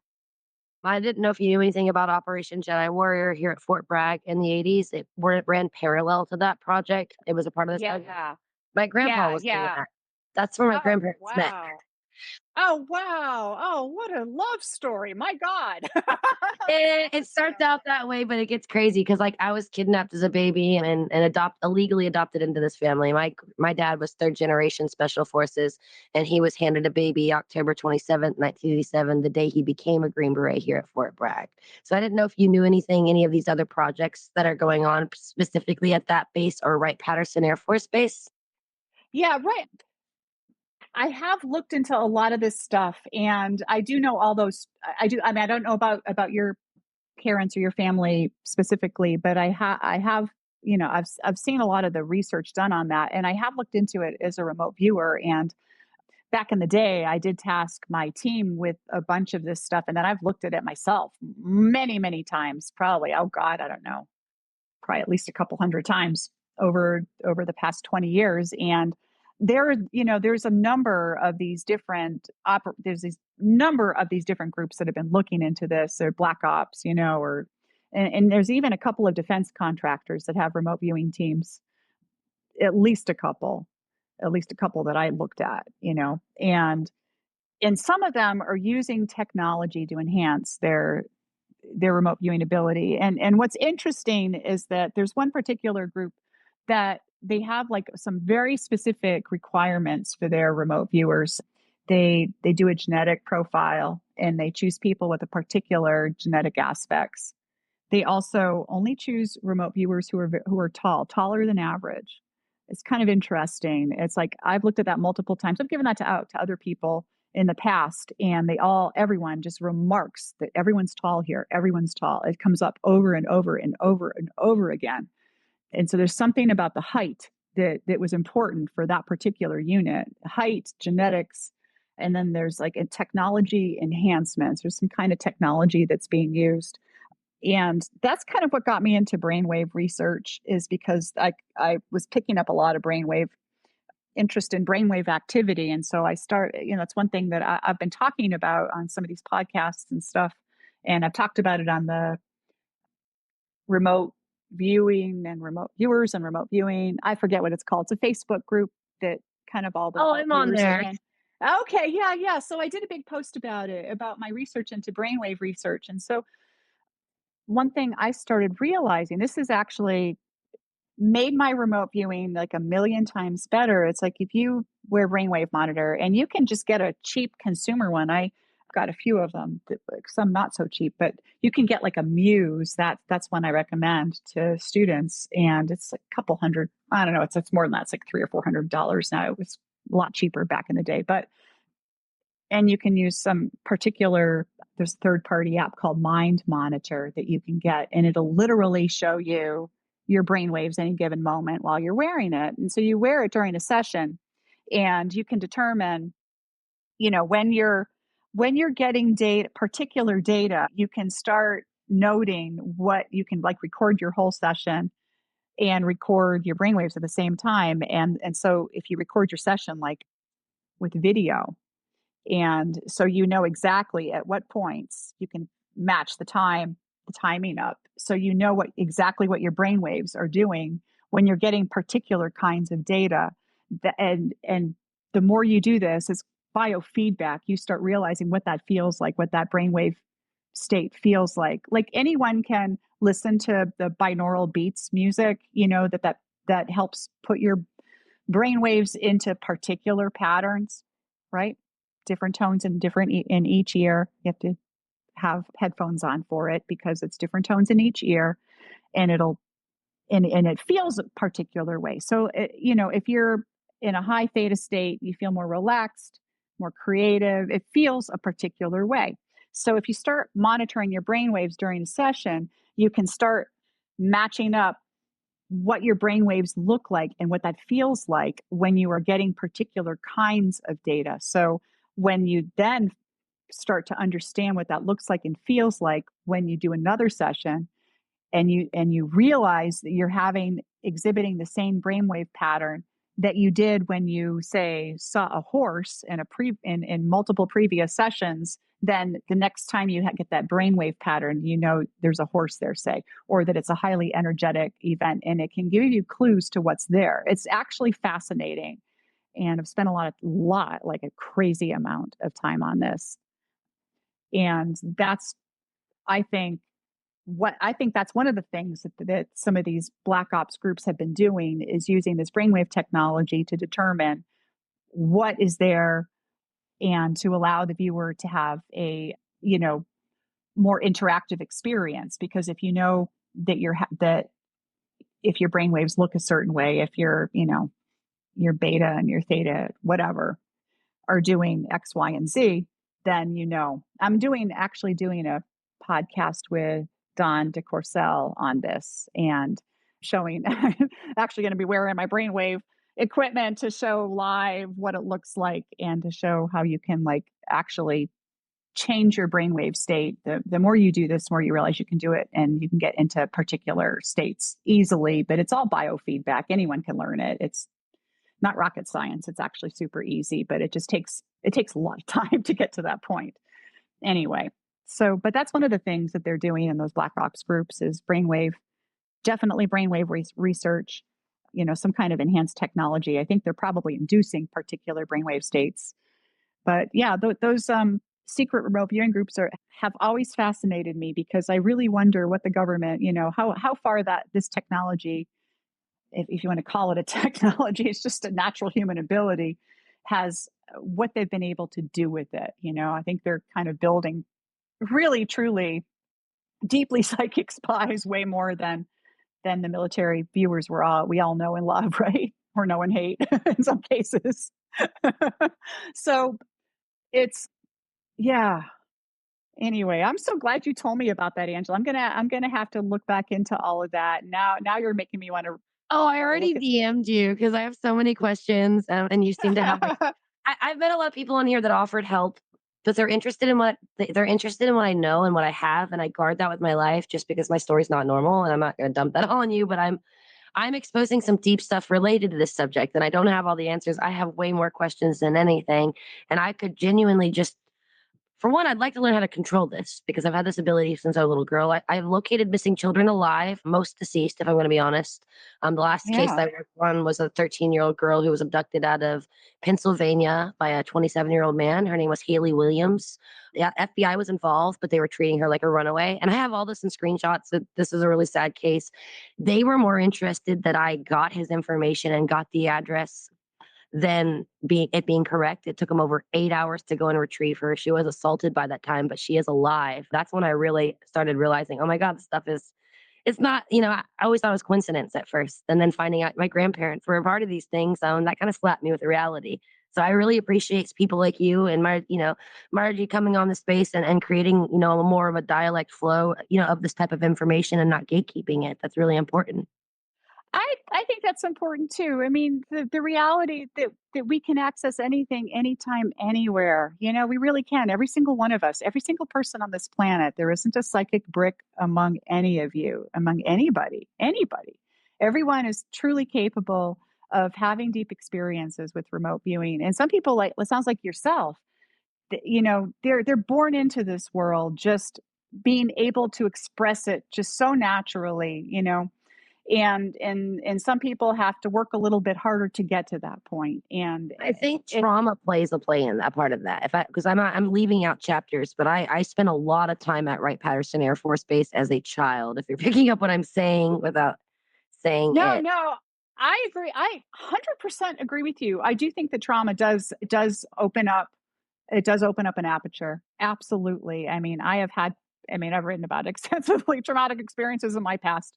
And I think that that's one of the reasons that I was so drawn to all of this. And I think that people that have had, Dr. Gary Nolan is already showing that people who have had things like UFO encounters, that's a very traumatic experience. Even if it's a positive encounter, it's still it's still traumatic in some way because it shatters your religious views, your worldview, your view, your sense of who you are on this planet, your sense, and those kinds of life-changing experiences. I think people who have had more of those tend to have a more open, natural ability with remote viewing, whereas others who have had, so I'll say, a more cushy life. Not that anyone truly has a cushy life. I think everybody has their moments, right, that are hard. But people that haven't had a lot of trauma, I think that they probably do have to work a little bit harder. I think you're right about that. But I think everyone gets there. I think that learning this and the practice of it, if it's good practice. Now, you can do a session every single day your entire life and never really get any better if you're not being introspective about the process.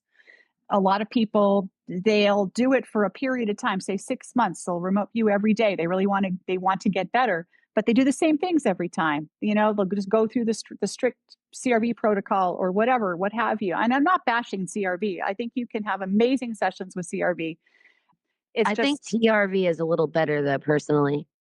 yeah, I think I have no problem with it. And I think you can do the same things I do within a CRV session. You can still Oh no, deconstruct not data. CRV, TRV. Oh, okay, TRV. Yeah, so TRV, I think that any protocol that offers that's more restrictive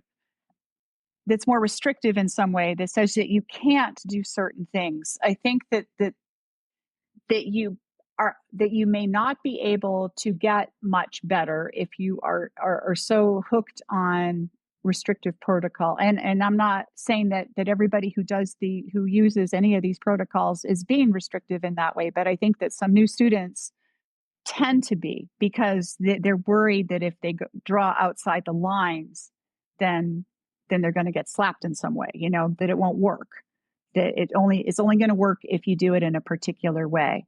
And I don't believe that. And I think that people that become great remote viewers, and there's many of them out there now, lots of them. I mean, I love watching everybody's stuff. I love watching Future Forecasting Group, all that stuff. I think they're doing really cool stuff. And I think that if you watch what they're doing, they're not being restrictive. They're a little free and loose with things. And I think that that's kind of the natural progression, that if you want to get better, the way to get better is to, at the very least, deconstruct your data after a session. Go through literally every single piece of data. This is what I am making students do now. You have to justify every single piece of data and explain why your mind decided to produce that, whether it's AOL, a metaphor, whether it's, what some call storyline or whatever. And when you do that, then you start building this new language between your subconscious and your regular waking mind. And it's the building of that new language. You're learning a new language. It's like learning Spanish or Russian or Chinese, anything. And at the beginning, it's stilted. Maybe you can say, hola, me llamo Birdie, but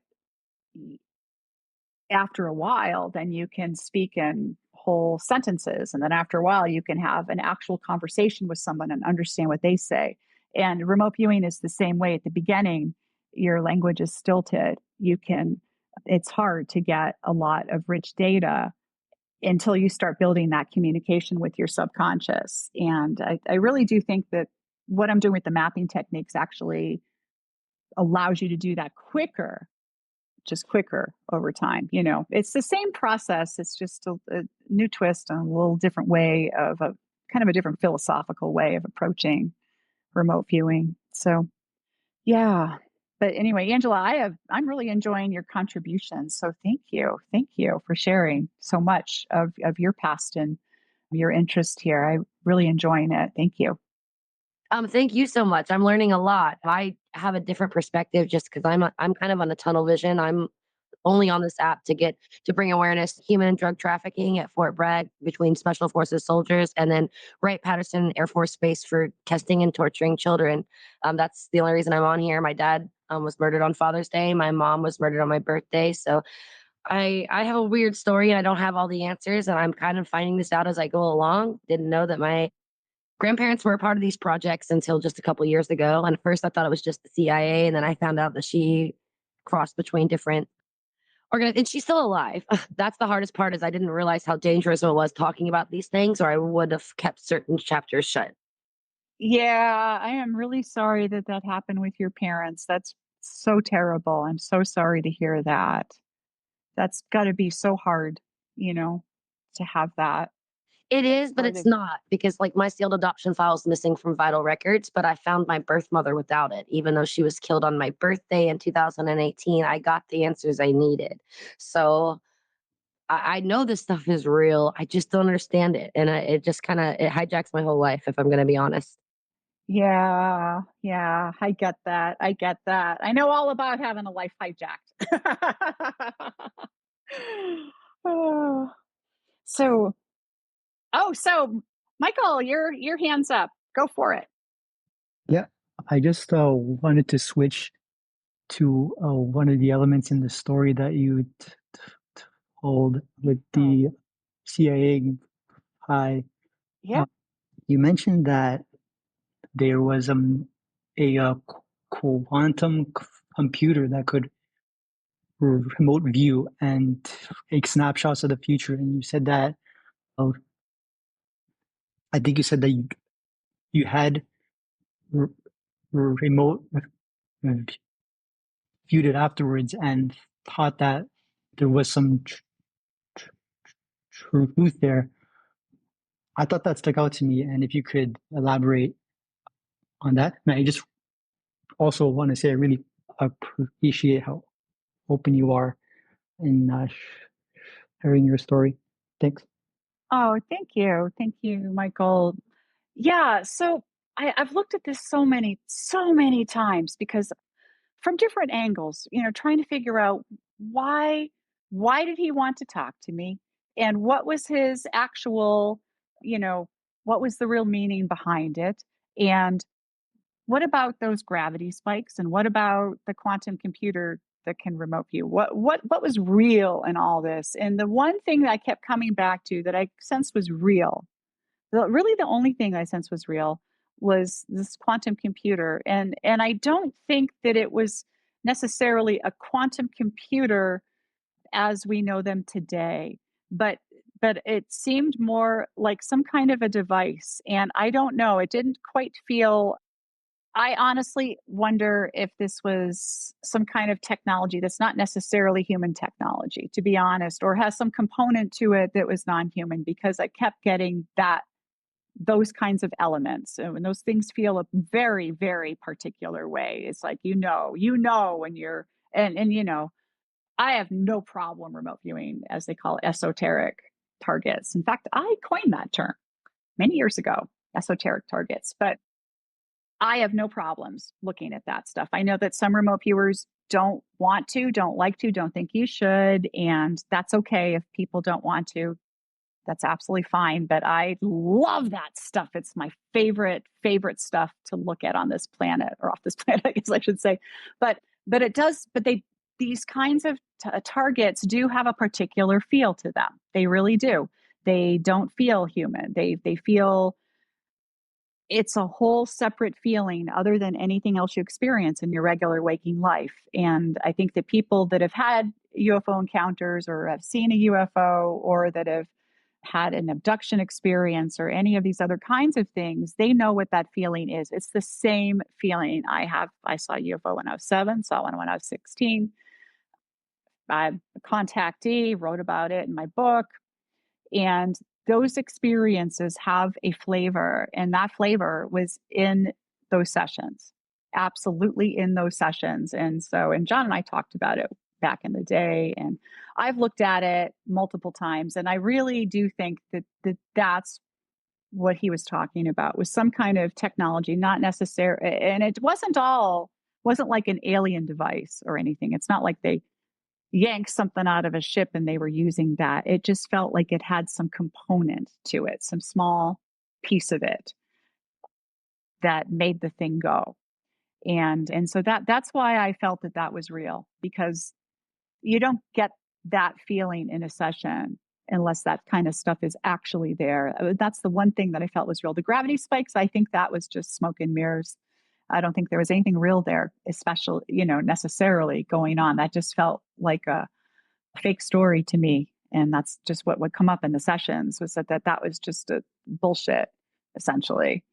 But the quantum computer, that always came up as a real thing, always. But it wasn't like a quantum computer. Like if I were to remote you in right now, it wouldn't look, act, feel the same way whatsoever. But this device had really unusual qualities to it. And I don't think either that it was taking snapshots as in photographs. And he used the word snapshot, which you can, that word has different kinds of meanings. You can talk about a snapshot in time, it has different kinds of meanings. So I don't necessarily think it was like printing out photographs of people and places and events in the future, but I think that it was giving particular information. And what that information is, that's a whole nother question. But that's what I got on that, and I haven't looked at it in quite a while, but I should really revisit that. So I'm glad we're talking about it, because I'm like, I've got my notepad out here and I'm making a list of things, not for my students. So Jamie, don't get excited, but for Aw. me. And hey, you never know what you're going to get. I might surprise you, but I'm yeah, so I'm adding this to my list of things that I want to personally explore in the very near term future. I tend to, people, I think that these kinds of things are just the most fun parts of remote viewing. It's the things that are intangible, the things that we can't know in other ways. That's what excites me about all of this, is being able to find out all the secrets of the world, being able to find out what's behind the door. I've always been that little kid. I feel like I'm 14 years old every single day. And I just want to find out what's there. I want to find out what's happening. I think that's the coolest part of remote viewing, is being able to know something that you can't otherwise know. You could never know. And even in looking and just your conventional kinds of things, that, different events through history and different locations across our planet, they still have hidden aspects. They still have mysteries. Everything does, because every person is a mystery, for one thing. And if you remote view any particular event in history, you'll get such interesting stuff, because especially if you go deep into it, you'll find out what the people are thinking. Like in my class that I just did a couple weeks ago, one of the things I gave them was a photograph, and it was of the royal wedding between Prince William and Kate Middleton. And every single viewer actually said it was a royal wedding in their session. They all got there. And those sessions were really remarkable. But what was interesting was just the emotional content, and what the people at the wedding or in the wedding, the bride, poor Kate, was thinking, what did I get myself into? Like, the viewers are saying this, this person is saying, what did I get myself into? Why am I doing this? And for those conspiracy minded, one viewer did get a reptilian in the room. Take that how you like. But it's just so fascinating. You can find out what people were thinking, and you can find out what they want to do, what they would rather be doing. It's just the coolest thing I can imagine a person doing on this planet is remote viewing. It's the most fun. I can't imagine people that aren't interested in it. I don't know what's wrong with them. Okay, so let's see. Margie. Oh, could you give us a short summary of transdimensional mapping? Does it actually still include ideogram? And also, you were going to tell us a little bit about the underground military bases. So, yeah. Oh, yeah. I know I'm going all over the place here. But so transdimensional mapping is what I call remote viewing these days, because I don't do it in a traditional way. When I'm teaching a new class, I do the first day. It's 5-day class. And so the first day we do traditional TDRV, might kind of, it's a modified, it's not even the same anymore. I've changed it somewhat, but we do a little bit of kind of old school remote viewing, because I think that kind of gets people into the mode, and they're getting real results and having some laughs and some fun, and it gets them relaxed. And then day 2, we get right into the mapping and we go from there. And by the end of the class, then we don't do that first stuff anymore. We just start with the mapping. And so what mapping is you have all your impressions, you make a huge map. And for those that came in a little later, I'm doing a lecture on September 19th on Zoom. Everyone's welcome to attend, totally free, of course. And first hour is lecture, and second hour is Q&A. Anyone's welcome to ask anything they like about what I talk about. But So the mapping, what it does is it allows you to you do sketches, but you decide what kinds of maps. There's like multiple different kinds of ways. There's no template for it per se. There's just it's hard to talk about without showing anything visually here. So I'm doing my best. But you have your enormous piece of paper that you're going to use. And later on, when you become very rehearsed in this and you know what you're doing, then you can use a tablet if you don't want to throw away paper, use paper, use up trees, whatever. I do have a big, huge 16-inch tablet that I use. But but to start, I think it's really important to use big pieces of paper because it's organic and it's tactile. And I think there's something to be said for that. You do it standing up too, like I said earlier, unless you're unable to stand, which is totally fine. You can sit down. But standing, I think, offers some benefits.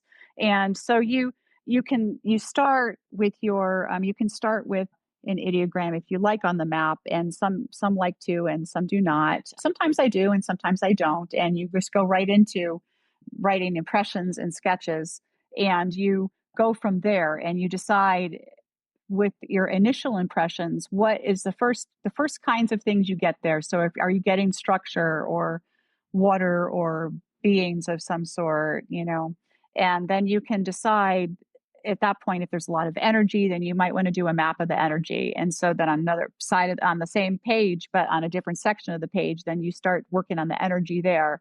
And if you also got a structure, then you do a separate section on your mapping page for the structure. And then you start connecting those things and you see how those things are related.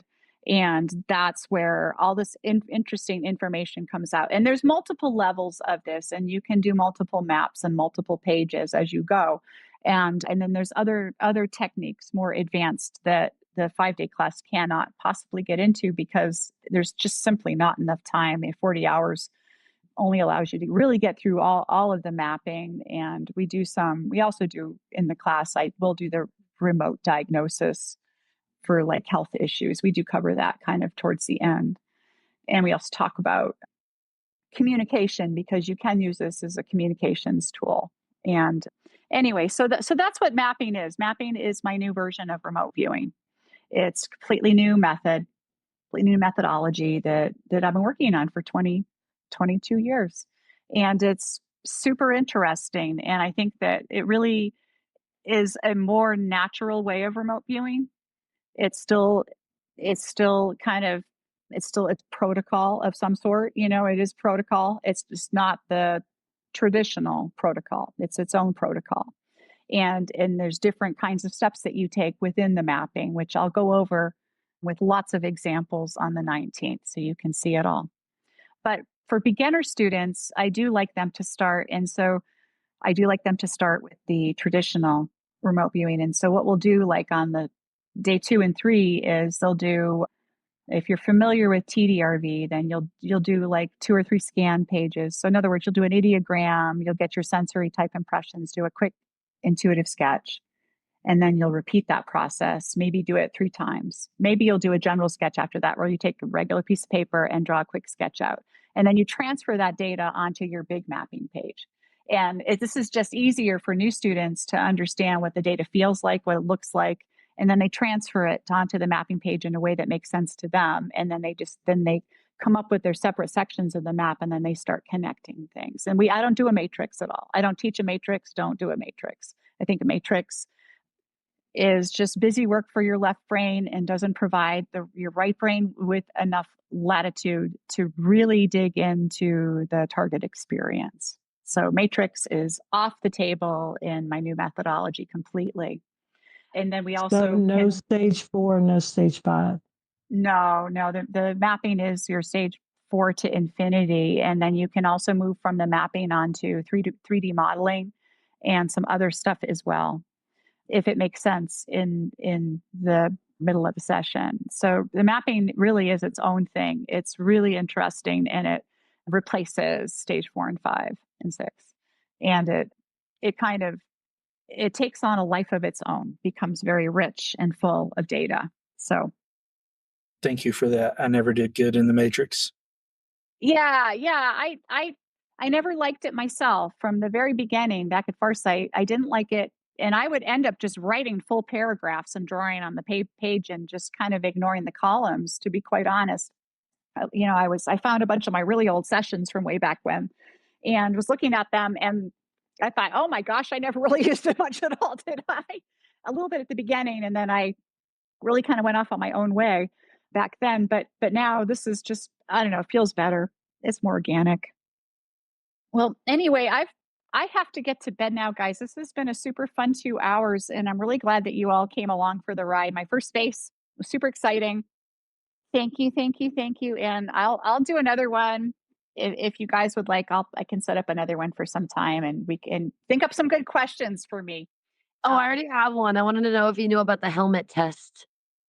I do know about the helmet test. I experienced that from 91 to 90. I have some questions.